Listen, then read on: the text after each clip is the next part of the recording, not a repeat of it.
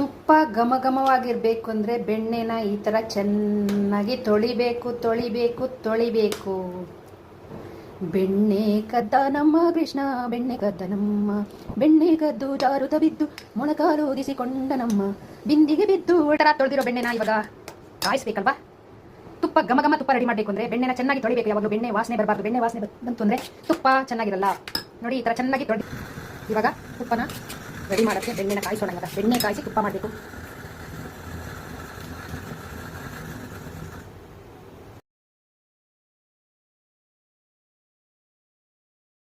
Stove ಮೇಲಿರೋ ಬೆಣ್ಣೆಗೆ ನೋಡಿ ಒಂದೇ ಒಂದು ಕರಿವೇ ಸೊಪ್ಪಿನ ದಳ ಈ ಥರ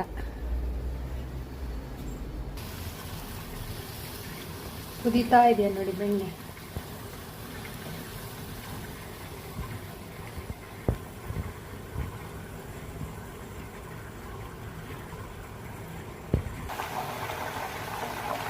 ತುಪ್ಪ ಈ ಹಂತಕ್ಕೆ ಬರ್ತಾ ಇದೆ ನೋಡಿ. ಬೆಣ್ಣೆ ಈ ಹಂತಕ್ಕೆ ಬರ್ತಾ ಇದೆ. ತುಪ್ಪ ಇನ್ನೇನು ಕೆಲವು ಕ್ಷಣಗಳಲ್ಲಿ ತುಪ್ಪ ಬಿಸಿ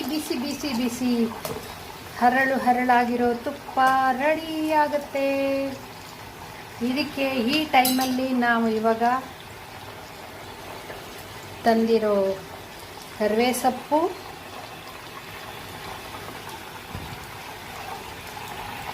ಯಾಕೆಂದರೆ ಸ್ಮೆಲ್ಲು ಚೆನ್ನಾಗಿರುತ್ತೆ ಅಂತ.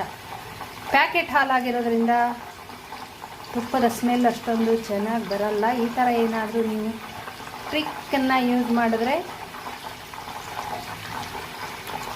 ಘಮಿಸುವ ತುಪ್ಪ, ಹರಳಾಗಿರೋ ತುಪ್ಪ ರೆಡಿ ಆಗುತ್ತೆ.